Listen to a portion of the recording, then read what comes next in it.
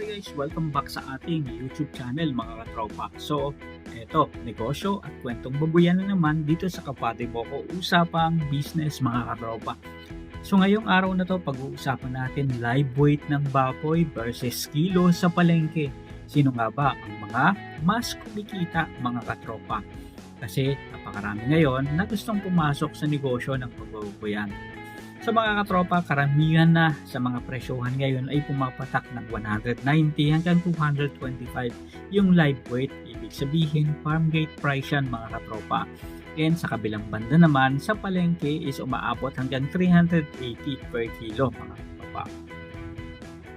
So eto na, mga magpapaboy, bakit nga ba ang laki-laki ng agwat ng presyo ng buhay na baboy sa presyo ng karne sa palengke? Kung ang live weight is 190 pesos lang naman, bakit ang liempo is nasa 380 pesos? Ito na ang tanong mga katropa, sino nga ba ang tunay na kumikita? Ang nag-aalaga ba o ang biyahero? O ang tindero sa palengke?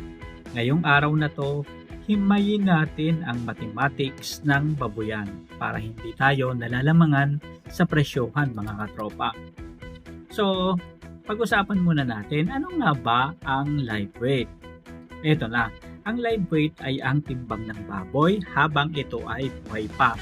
Kapag sinabi ng biyahero na 190 per kilo ang live weight, ibig sabihin lang nito, isasampa ang baboy sa timbangan at kung ano ang lumabas mga katropa, yun ang babayaran sa'yo. Pero, babala, hindi lahat ng timbang na iyon ay karne na. Merong tinatawag na dressing percentage. Ano ba ang dressing percentage? Ito na. Kadalasan, 75% hanggang 80% lang ang timbang ng buhay na baboy. Matitirang karne kapag ito ay nakatay na and ang 20 to 25% yun ang lamang loob, dugo, paa at buntot mga katropa. Kaya naman, yun ang nagiging dahilan isa sa mga dahilan bakit ba kailangan magtaas ng presyo kung ito ay katay na karne. Ngayon mga katropa, ito na yung reality check dito. So, example, ang live weight sale natin is 100 kilograms yung baboy and 190 pesos per kilo is equals to 19,000. Yan ang matatanggap ng nag-alaga ng baboy. Ito mga katropa yung tinatawag na live weight price and kung ilang kilo yung baboy, ipibenta mo siya sa live weight price o farm gate price na 190 pesos per kilo, kaya 19,000 kasi 100 kilos yung baboy. Ngayon naman, market reality. Kapag kinatay ang 100 kilograms na baboy, ito ay magiging 75 kilograms na lang na pork o carcass. Ayan, ibig sabihin may nabawas na approximately mga 20 to 25 kilos. Kasi hindi natin malaman ilang kilo ba talaga yung aabutin ng dugo. Pero approximately, ganun talaga mga katropa yung nababawas sa kabuuan ng baboy kapag ito ay kinatay na. Ngayon, para makabawi ang tindero o yung bumili sa inyo ng baboy, ibig sabihin 19,000 yung pinambili niya, di ba? Kailangang ibenta niya ang 75 kilograms na karne sa halagang 19,000. Ibig sabihin, 19,000 divided by 75 kilograms, kailangan maibenta niya ang bawat kilo nito ng 253 pesos 0.33 per kilo. So take note lang ha, yan ay puhunan pa lang niya. Wala pa dyan yung upa sa pwesto, wala pa dyan yung bayad sa katayan, and wala pa dyan yung plastic, yung yelo, at yung mga tao niya sa palengke at tao niya na magdadala yung katay na karne. Ngayon, tanong nyo, sino nga ba ang mas malaking kita? Diba? So, sino nga ba mga katropa ang mas kumikita? Number 1, ang farmer. Yun ba? Malaki ang puhunan sa feeds. Oo, tama yan at 4 na buwan ang paghahantay.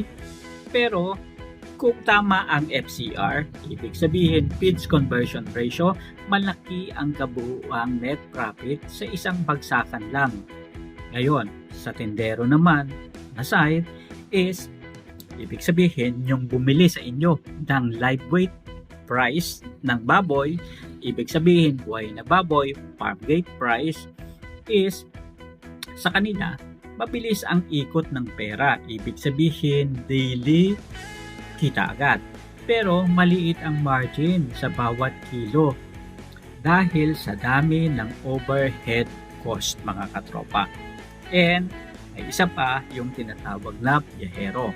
Sila ang madalas na middleman. Sila rin ang may pinakamababang risk pero mabilis kumita dahil sa volume ng baboy na nakukuha at binibili nila mga katropa. Kasi sa mga biyahero, per head ang labanan. Sa mga tendero is kung ano yung makatay na karne, ano yung matira doon, pagkatanggal ng mga dugo, laman loob at kung ano-ano pa, yun na yun mga katropa. And eto na, ano nga ba ang dapat na maging diskarte natin para mas kumita sa negosyo ng pagbababoyan?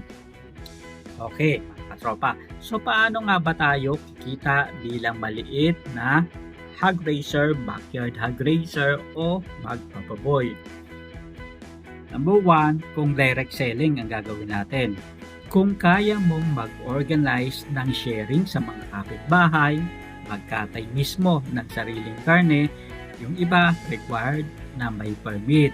Pero yung iba naman, okay lang, lalo na kung mga nasa munisipyo lang naman kayo. Mas malaki ang kikitain mo kaysa ibenta mo ng live weight mga katropa. And timing rin, huwag magbenta kapag bagsakan ang presyo. Monitor tayo sa mga Facebook group, sa mga YouTube, sa mga vlogger na nagbibigay ng information, and monitor din tayo sa Department of Agriculture para malaman natin ano ba yung tumatakbong bentahan ng baboy o presyo pa ng baboy sa ngayon para hindi kayo malugi mga katropa. And lagi rin natin tandaan na ang kalinisan napaka-importante niyan. Mas maganda ang itsura at quality ng baboy na galing sa malinis na kulungan. Okay, so ibig sabihin lang nito mga katropa, kapag yung baboy natin inilagaan natin ng maayos, maganda, malinis, siguradong kalidad and quality yung karne na mapoproduce niyan. And mas maganda mga katropa, i-negotiate din natin yung presyuhan kung kaya nating i-negotiate mga katropa. So, kayo ang bahalang magdesisyon kasi baboy nyo yan and kayo mismo yung nag-alaga niyan. Kayo ang magdedesisyon kailan nyo siya ibibenta. Kalawa is kanino nyo siya ibibenta. Ibig sabihin, kung sa tingin nyo hindi kayo lulukohin yung pagbebentahan ninyo, then ibenta nyo yung baboy ninyo. Siguraduhin nyo lang na i-compute nyo muna para ma-make sure nyo, tiyak ninyo na siguradong may kita kayo mga katropa. O ayan mga kabady. Ayan, sana ay naging malinaw kung saan napupunta ang bawat piso nyo. Hindi porke mahal sa palengke ay yumayaman na agad ang mga tindero. Diba sabi natin lagi, ay sila ang laki-laki ng kita samantalang kami ganito. Pero hindi natin alam, sila rin nagrereklamo. At hindi porke mura ang live weight mga katropa ay laging lugi ang farmer. Kailangan lang tamang diskarte at tamang pamamaraan paano ba tayo kikita ng wasto sa negosyo ng pagbababoyan. Ito na mga katropa, tanong, ano bang mas gusto ninyo? Ibenta ng buhay ang baboy o magkatay o mag-retail ng karne? I-comment nyo naman dyan sa baba para at least malaman namin kung ano ang diskarte ninyo.